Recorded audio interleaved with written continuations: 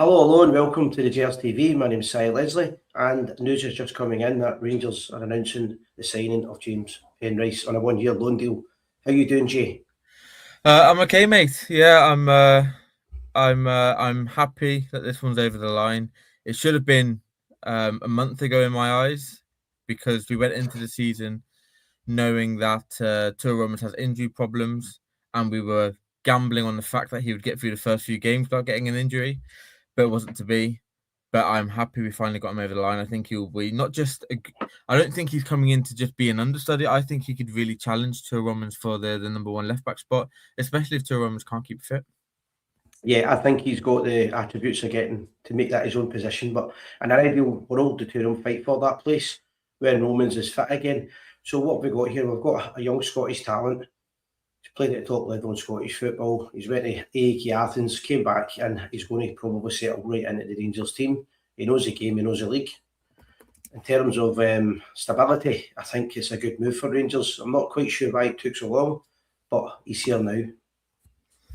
Yeah, it's also a loan deal, isn't it, with an option to buy, Yeah, which I understand. You know, if you look at the squad, I mean, this is our 10th signing of the window, and if you look yeah. at the actual team, we still feel like we need 5 or 6 first-team players to come in to improve the Maybe, squad. So I can understand why it's a loan, and we don't yeah. want to fork out the money to buy him permanently this summer. Maybe I'm just checking the websites as well as I go here. But maybe just maybe we'll get the American striker as well today. Hopefully that's in advanced stages. Yeah, but you say hopefully. I'm not even sure if I actually want this guy, because I was doing some digging myself at what other strikers are out there, and I'm like, what? Why are we choosing to go for this guy over other strikers? You know, there's this guy from, I'm going to get his name up now, because this is a guy that I've been looking into um, over the weekend. Let's have a Yeah, look. What was his name? Um,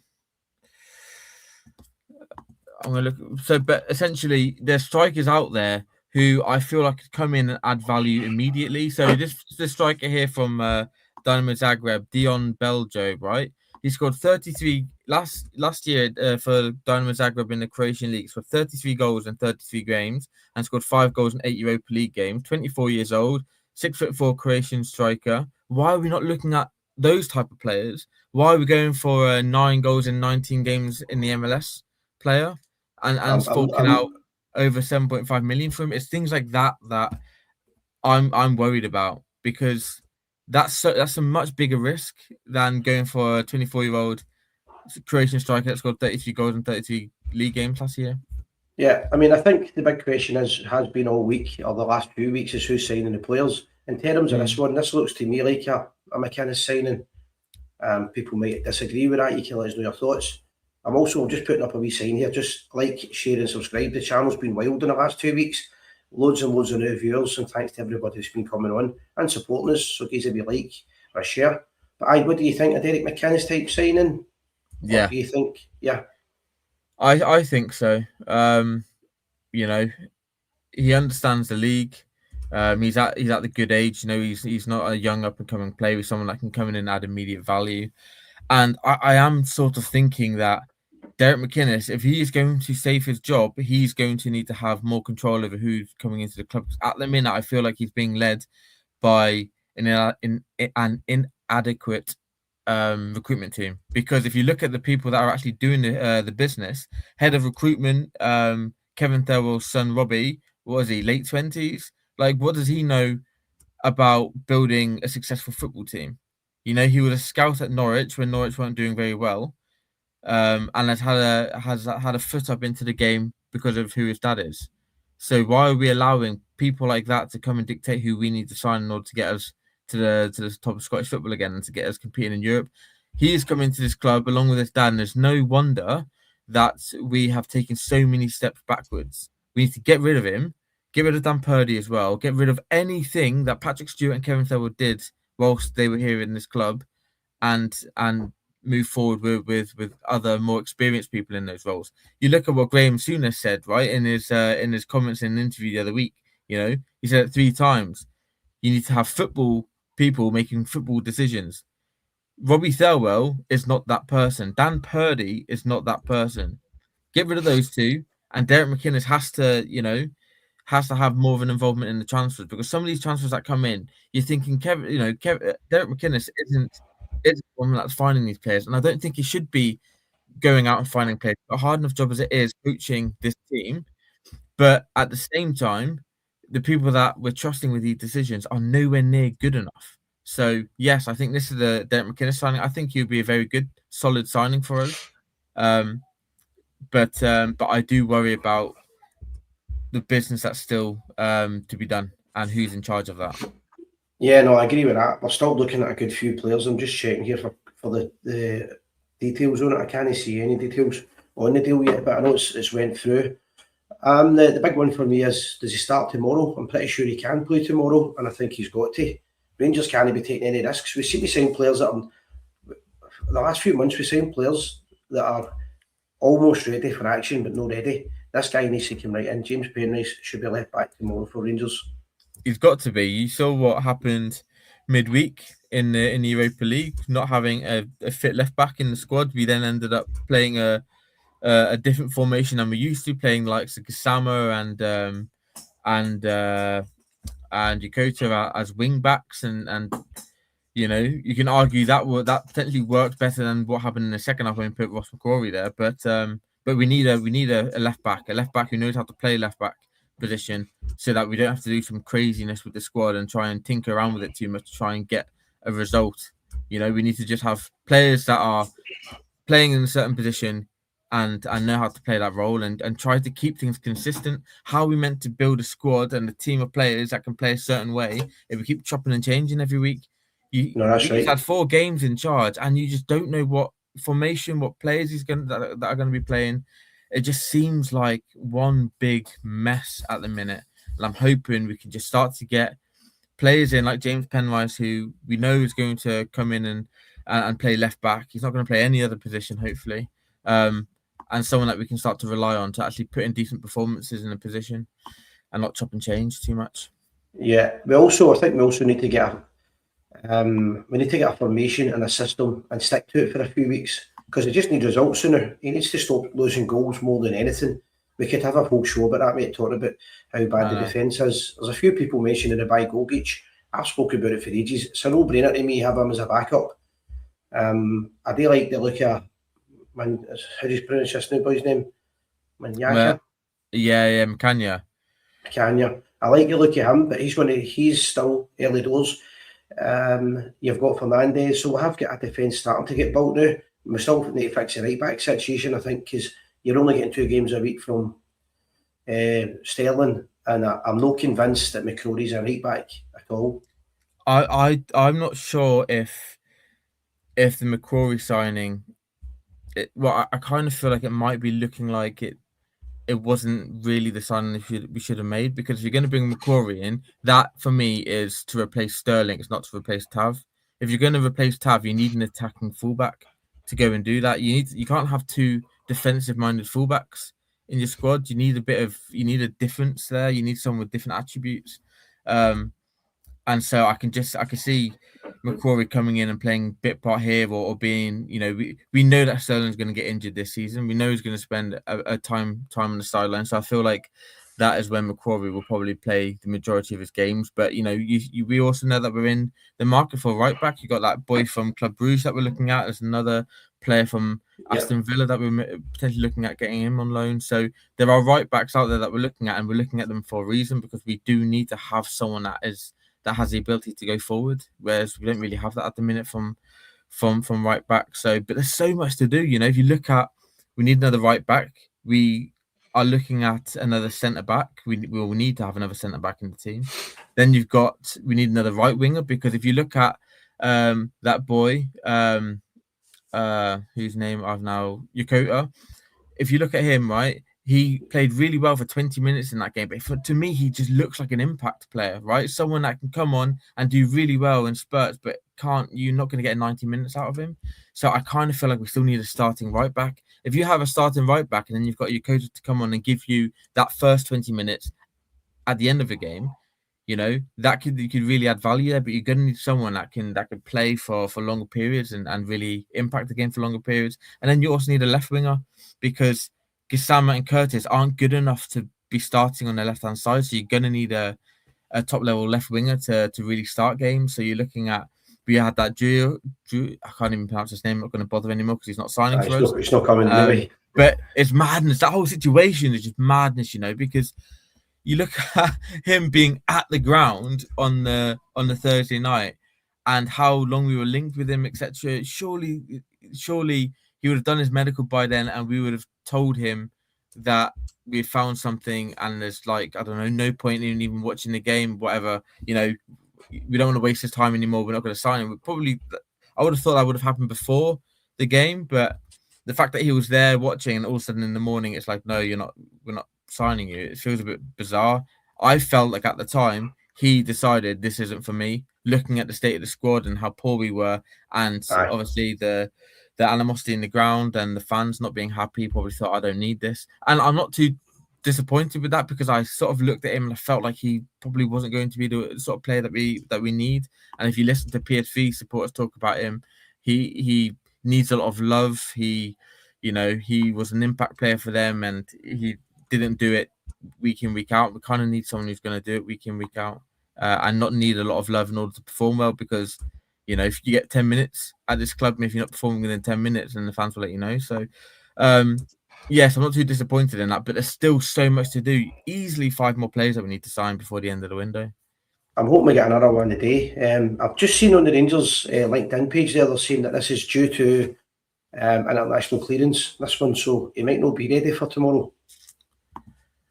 That would be a shame, because again, you're having to play another game of football when you're not going to be playing in a system that you want to play moving forward.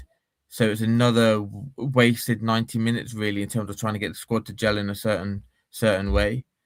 Let's hope they manage to get it over the line. But otherwise, we'll be playing Gisama at wing back again, I reckon, because we haven't got a left back, unless you want to play with Ross McCrory at left back. But we saw how that what happened in the second half of the game against Jagiellonian. I can't even pronounce their name, Jagiellonian. It didn't really work. I think we lost control of the game. So yeah, it wouldn't be good if he couldn't start. Yeah, sorry, there my volume came on my media set. So I think that Rangers have been doing this. How long have we been in for Penrice? About 3 months that we know of. Longer than that. Surely they've got the international clearance ready. Surely that's what was a delay for the last, because we were expecting that yesterday, or I was expecting that deal yesterday. So I'm hoping that comes through. Ryan's made the comment, it sounds like Scott Olsen Part 2. Another one that we want to kind of forget about. Yeah, it seems like our recruitment it's not easy at all. You buy players that you think, are definitely going to do well for us, and they don't. And it's nothing seems to work for us at the minute. We're not having the best of luck with our transfers, but also the injuries that are racking up. Shimiti being out for the season, needing to replace him. But it's like I said at the start, I just don't trust the people in charge of signing these players to replace likes of Shimiti. Yeah, and also Tom Magoo's mentioned the fact that we need to be careful with the fair play rule. The thing with that was why one of the reasons why we really wanted to sell Shimiti, because that gives you the points back for it. But we've spoken about it enough, I think. Yeah, but we've also got some more players to sell. If you look at, obviously we just sold Diamande. You look at that midfield, still got a lot of numbers in there. You look at Lyle Cameron, you look at Connor Barron, even likes of Tochi. So when he came into the squad, I think he knew 2 players when he joined in the January, and those were Antman and Diamande. But now they're both gone. Is he going to look for a way out as well, because he's not playing games? Is he really? Didn't come on in a game midweek. Maybe the manager doesn't fancy him, so he could be on the way out as well. And then you got Nico Raskin.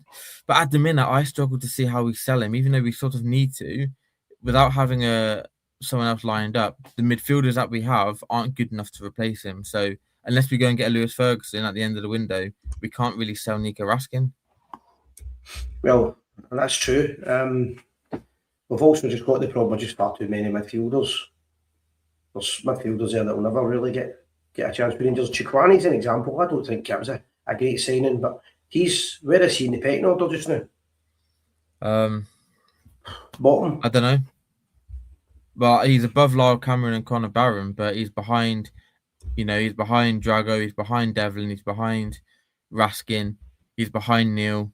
So he's not going to get many games. So I can see him looking for a way out. And I kind of think we're going to need to sell these players because we're going to need the money, like you say, with the FFP rules, etc.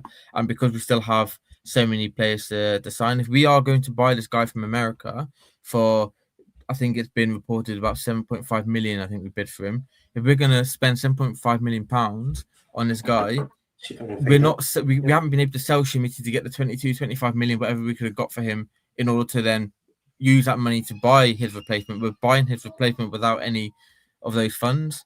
So that's going to have an impact. So we're going to have to make sales to make this happen. Yeah, so there's still lots to do. I'm trying to find out the fee for that American boy. I can't see it, but I think it was like $10 million, but I think the that's right. The conversion rate was £7.5 million, I believe. But I haven't checked that myself, just from what I read. But again, it's a 22-year-old playing in the MLS. It's such a risk, and you're spending a lot of money for him.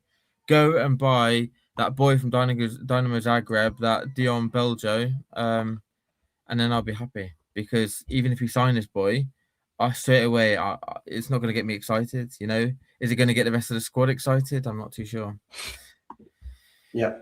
I believe things will turn around for us. We just need to keep faith. McInnes will get it right. Well, the problem is the more games he plays without winning, the longer it goes. So it's got to be a winner the more. He's got to get a win tomorrow. It has to. Yeah. We're still in.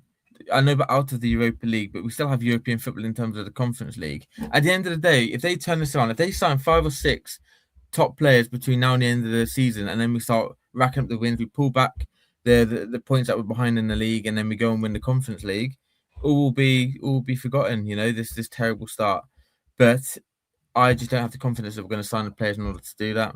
I really want it to work though.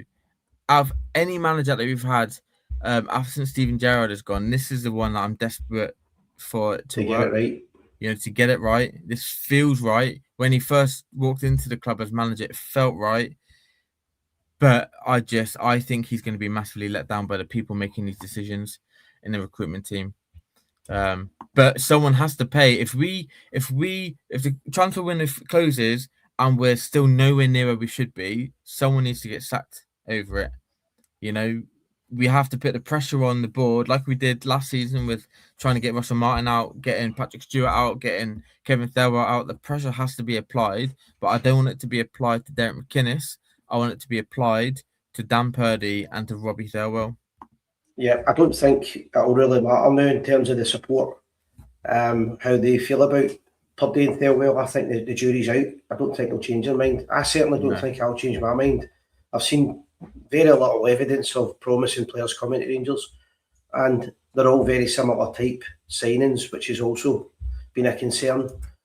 Spoke about it so often, but I don't know if they've got any future at Rangers, these two guys, and I hope they're there. I think we should be going down the road of more experience, scouts with more experience and understand the requirements with Rangers. I liked it when John Brown was doing it. Maybe with somebody else with some experience helping him, and a Davy Weir type to overlook in the background, something like that. I think this is who I really wanted us to get. There was a chance for us to get him after he left Brighton. He didn't have a club, and we went down a different route. I was crying out for us to go and sign David Weir because of the work that he's done in this similar role for Brighton, one of the most well-run football clubs going.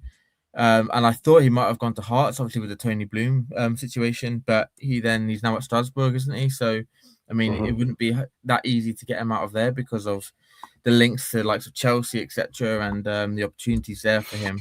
But we need a character like that. We need someone who understands the club, someone who understands Scottish football, and someone who's a football man making football decisions, as Graham Souness put it.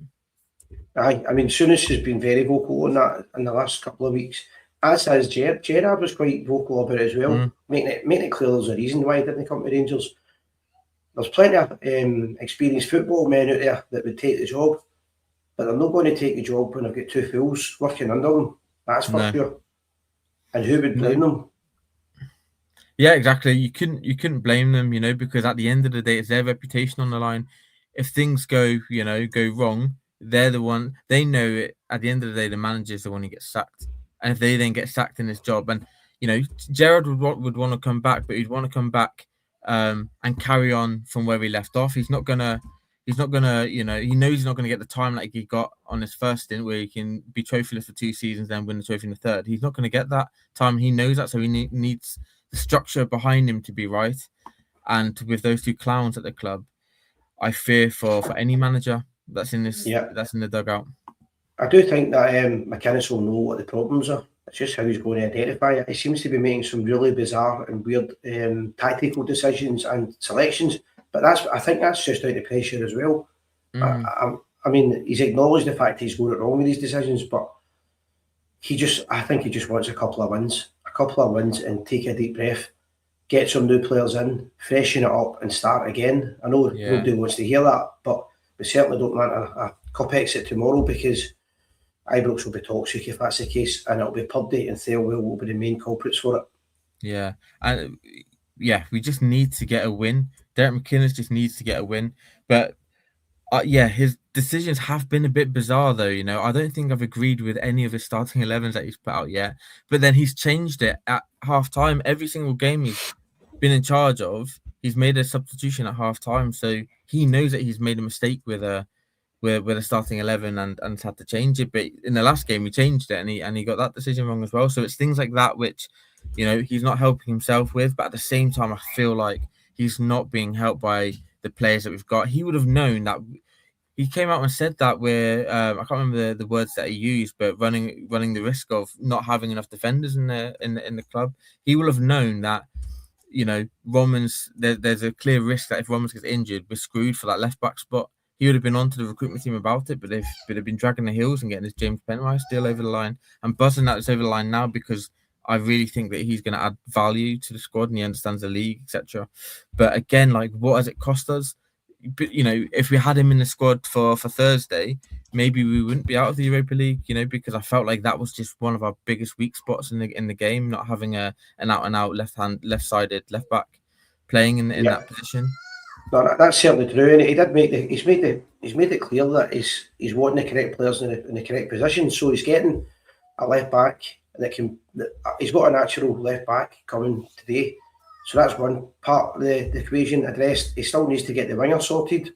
And we definitely need to get a striker that can score goals, because I'm getting to a stage now where I don't think Shankland's going to be fit enough to play 90 minutes or sharp enough. I don't think he looks sharp at all.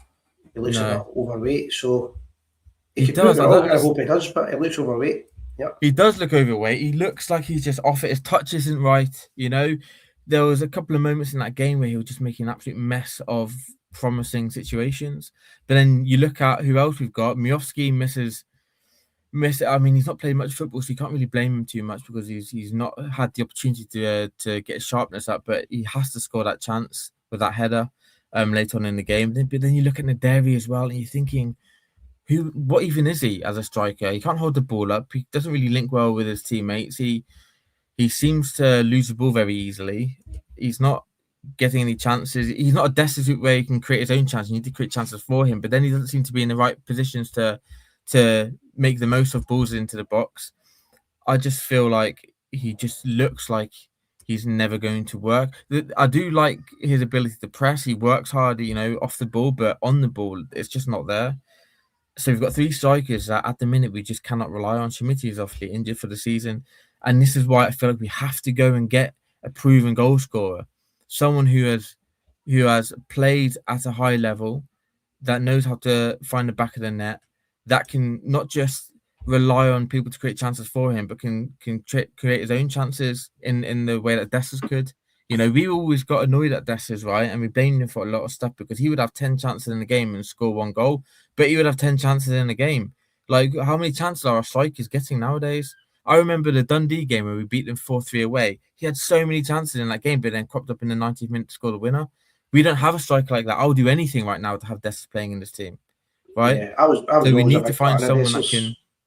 Hey? Yeah, I was always a big fan of Dessers. I think that's the type of striker you need. Somebody that, because what you mentioned there, that the only part you didn't think that you were maybe going to say it, but um, it's not just the scoring in the last minute. It's the fact that players like that never gave up.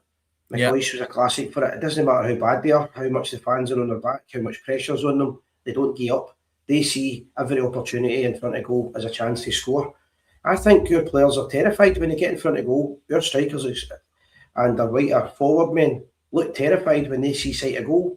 And some of the shots are really just like, you've seen some shots of goal in the last week where it's just, they're just basically getting the ball out as far away from them as possible, as quickly as possible, no wanting responsibility and no believing that they can put the ball in the net. No. A comment here about Miovski. I've got no idea what's going on with Miovski because I don't think he's going to get many chances now under McInnes, so the quicker we could get rid of him, the better. Naderi, it doesn't look to me, I don't think he's suited to the Scottish game, but he has put a bit of muscle on and he has done a lot of work. But I'm not 100% sure with him. But at the same time, what formation are we trying to play here? Because I'm looking at 4-4-2, right? And I'm like, how often can you play that formation? I don't feel like it's something that we could play moving forward. In modern football, how many teams play the 4-4-2? Not many, because we lack all control of the ball, right? We can't control games with only 2 people in midfield when the opposition has 3 people in the midfield. We really struggle. So we're going to need Shanklin to play that sort of false 9 role, but he doesn't look fit to be able to play that at the minute to make sure that he's helping the midfielder as well as going, contributing in an attacking sense. So I kind of feel like we just need to have a formation. For me, I would just go to the 4-3-3, and you could try and get rid of Naderi and Miovski, right? And you still have 2 strikers in there. You're playing one, you got one on the bench, or you could keep Miovski or one of Miovski or Naderi and have 3 strikers to potentially come on and play a 4-4-2 late in the game or something. But playing 4-4-2 at the minute just feels like the wrong formation, the wrong choice. I feel like we need to go back to a 4-3-3. We need to have a striker that can score goals and just wingers that are going to be constantly on the front foot, attacking the fullbacks, whipping balls into the box, but also having an attacking midfielder that can contribute with goals. You know, someone wants to get involved in the game. I don't want to go on about the other side of the city, but they have a number 10 who scores them 20 goals a season, right? You don't need to have a striker to score your goals. If you can have a number 10 that can contribute 20 goals a season, and then you've also got a striker that can contribute the same, then you're well on your way to building a successful team. We need to instead of thinking we need 2 strikers, let's think about all the stuff around the striker. Have a striker that you can rely on to do all parts of the game, score the goals, hold the ball up, link with the teammates, but then have all of the little pieces around him. Have those in place, top level attacking midfielder, top level wingers, right? That creates fear in the opposition, makes them not want to go forward because they know as soon as they go forward and they lose the ball, they're wide open and they will take advantage of that. At the minute, we don't have that. They know they can go forward because when we win the ball off them, there isn't that fast counter attack. It's almost like we want to slowly get into the game again. It's like they have time to get back and regroup. We need to build a team that will punish opposition if they even dare to think about coming into our half. That's what we need to build, that sort of team. But at the minute, we just haven't got that. I know you mentioned 4-3-3, but I'm still convinced that in Scottish football, Rangers should be able to go with 3 at the back, with 3 proper centre halves at the back. Manny Fernandez, McKenna, and Sterling maybe if he's fit. This is a problem. I'm hardly ever fit. But with the 3 of them, I'm still convinced we should be able to get away with 3 at the back in the Scottish game. But I don't know about the 4-4-2. It doesn't seem to be working. And what's the point of having 2 strikers when none of the 2 of them can score? I mean, it doesn't make any sense. So I think he needs to change the formation and 4-3-3 maybe, or 3 at the back. He's going to have to pick a formation and stick to it. I think stop changing games for a few weeks. But you could play the 3 at the back sort of formation when we're in possession. You got 4-3-3 out of possession and 3 at the back when you're in possession. You could have your 2 centre backs, maybe a number 6 that drops in, but then have attacking fullbacks. You like Romans or Penrice on one side. If you can get that boy from Club Bruges, that could be on the other side, high and wide, and then you can fill the box with your wingers and your number 10 and your number 8 and your strikers. You can get more bodies in the box, right? And back to what I said, I'm still not sold on the fact that McCrory's a right back. To me, if anything, he's a midfielder. but he's certainly not a wing back. I don't see any danger when he goes forward. So if you're going to do the wing backs, you need somebody at right wing back that can actually get forward and can defend as well. I don't think, to me, that's no Ross McCrory. No, to me, he just looks like a player that is good to bring on for the last maybe 10, 15 minutes a game when you need someone just be aggressive and good in the tackle and just try and be solid at the back. I think you're sort of looking at him for that purpose, but he's not a starter for us. He never will be a starter for us, So he's just someone maybe that is good for the old homegrown players and just someone that will be good around the place. He understand the club and try to help other people when they come into the place, understand what Rangers are all about, and then play the odd game here or there. He's that type of player for me. But we need quality players now. We can't afford any more squad players to come into the door now. We need quality players. I like Penrice because I feel like he's not just going to come here to play second fiddle. He's going to come here to say that left back spot's going to be mine. But we need more players now with top quality about them that can handle playing for the club and that are going to take us to the next level, because otherwise we are in for a painful season, and it's already been a painful couple of weeks. Season just started and all hope seems to be gone. He needs to hit the ground running. He knows all about Rangers because he's from Scotland, but he's also been linked to this move for so long. He's finally got it. Let's wish him all the best, first of all. James Penrice, welcome to Rangers Football Club. Mm-hmm. Let's get settled tomorrow. And bloody hell, let's get a victory. Let's get some goals on it. Let's get some goals in early and get a victory. That's all we're asking for. Exactly that, mate. It's my son's first game, my 4-year-old son's first game tomorrow at Ibrox. So we need the win so that it'll be a good first game for him. Otherwise, it'll be a depressing place. But no, let's get the win tomorrow. Hopefully score a few goals and start to build some sort of momentum. Okay, mate. Thanks for coming on. That was a last minute notice here. I just happened to. I've been scouring the internet all day now. Penrice is going to sign, and we just happened to be on at the right time, the right place on the Gers TV. www.gerstv.co.uk. Have a great day, pal.